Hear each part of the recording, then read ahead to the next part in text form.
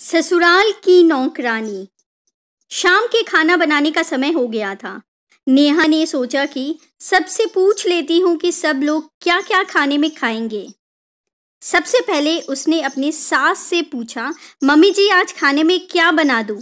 नेहा की सास ने, मुझे तो आज राजमा चावल खाने का मन कर रहा है, मेरे लिए राजमा चावल बना दो, बाकी लोगों से पूछ लो वो क्या खाएंगे।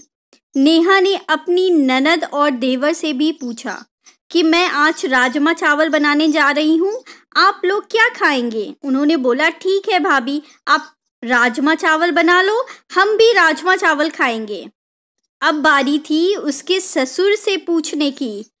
अपने ससुर से जाकर बोली, पापा जी आज खाना में आज कौन सी सब्जी खाएंगे? क्योंकि नेहा की ससुर को चावल खाना मना था।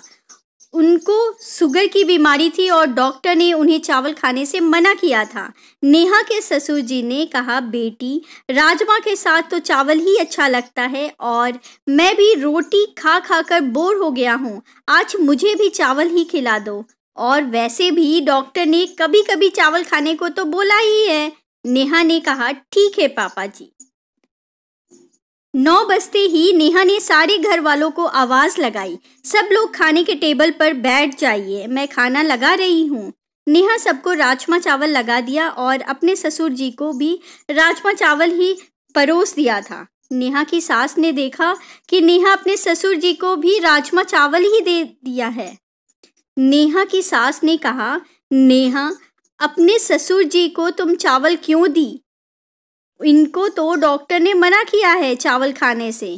मम्मी जी मैंने पापा जी से पूछा था तो उन्होंने बोला था कि रोटी खा खा के तो मैं बोर हो गया हूँ, आज मेरे लिए भी राजमा चावल ही बना देना। नेहा की सास नेहा पर गुस्सा हो गई और बोली, अगर यह कल कहेंगे कि मुझे जहर दे दो तो तुम क्या उन्हें जहर दे दोगी? इनके लिए तुम्हें पता है कि चावल जहर के समान है। नेहा की सास ने अपने बेटे समीर की तरफ इशारा करते हुए कहा, देख लो अपनी बीबी को, इससे 4 रोटी नहीं बनाया जा रहा है। आजकल की लड़कियां न जाने कितनी आलसी हो गई हैं। एक हम लोग थे, अगर तुमसे रोटी नहीं बन पाया या बनाने का मन नहीं था तो तुम मुझसे कह देती, मैं समीर के पापा के लिए रोटी बना देती। 4 रोटी बनाने के लिए आलस की वजह से इनकी स्वास्थ्य के साथ हम खिलवाड़ तो नहीं कर सकते हैं। नेहा बोली, मम्मी जी मुझे बनाने में कोई दिक्कत नहीं था, पापा ने बोला तो मैंने सोचा चलो चावल ही खा लेंगे, और वैसे भी नहीं है कि डॉक्टर ने बिल्कुल चावल खाने से मना किया है, कभी कभी तो बोला ही है चावल खाने को। तभी समीर भी नेहा को डांटने लगा और कहने लगा, तो तुम पापा जी के स्वास्थ्य के साथ खिलवाड़ करोगी और ऊपर से बहस भी कर रही हो? तुम्हें तो पता ही है कि कितने पैसे खर्च हो रहे हैं पापा की बीमारी में। नेहा के ससुर ने कहा, अब रहने भी दो, सब लोग बहू के पीछे पड़ गए हो, हाथ धोकर।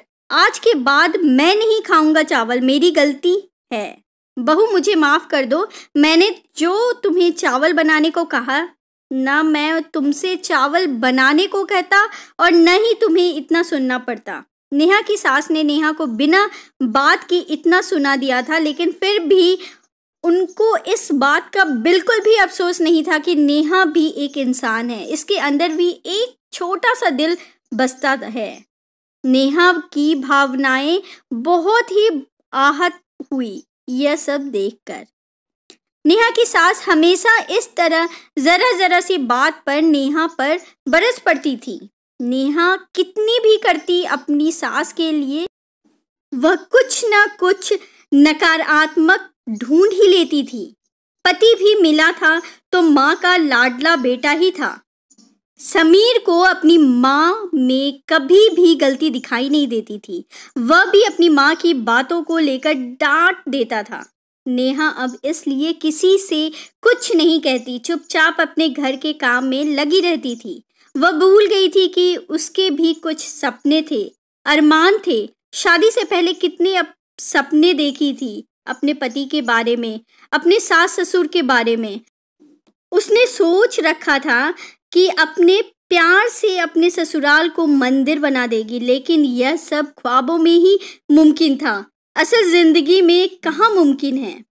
यह तो हम सभी जानते हैं कि सलमान खान की फिल्में ईद पर ही रिलीज होती है और इस साल भी सलमान खान की एक मूवी रिलीज होने वाली थी।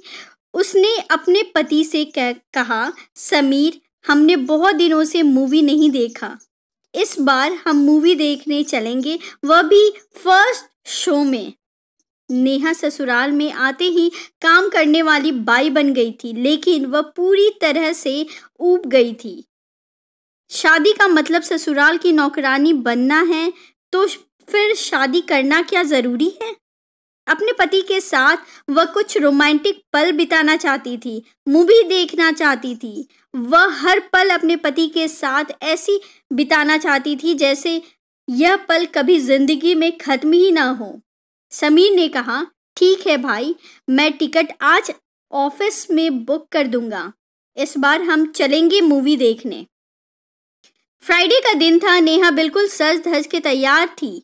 आज समीर के साथ शादी के बाद पहली बार घूमने जा रही थी। नेहा बिल्कुल ही राजकुमारी जैसी लग रही थी। नेहा जैसे ही अपने कमरे से तैयार होके निकली, बाहर देख रही है कि घर के सारे लोग तैयार हैं। नेहा ने अपनी सास से पूछा, मम्मी जी, आप कहीं जा रही हैं क्या?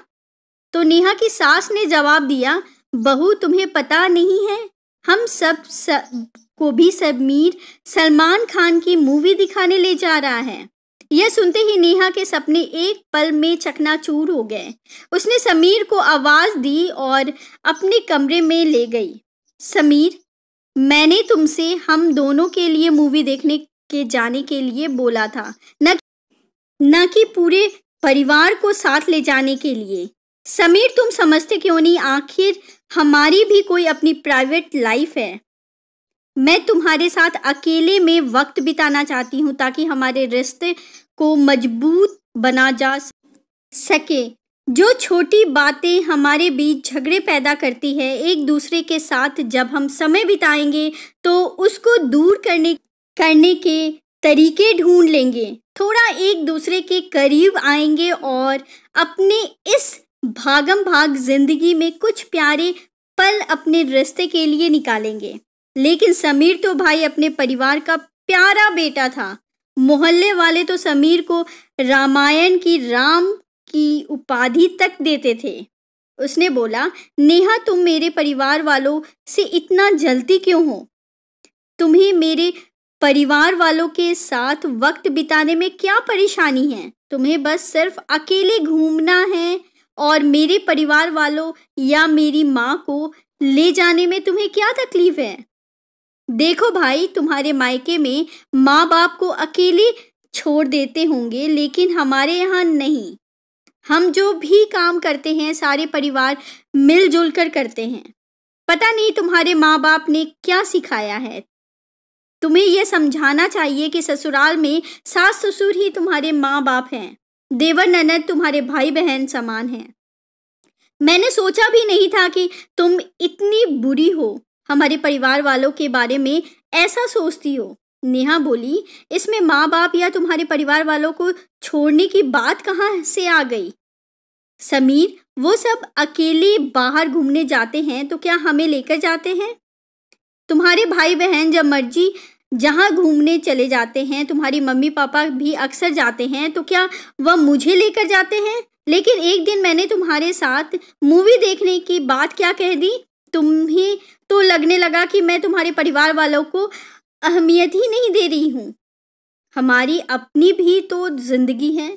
पर समीर ने नेहा की बातों को समझे बगैर नेहा को साफ साफ कह दिया, देखो भाई, अगर हम जाएंगे तो पूरे परिवार के साथ मूवी देखने जाएंगे, वरना हम नहीं जाएंगे। नेहा क्या कहती?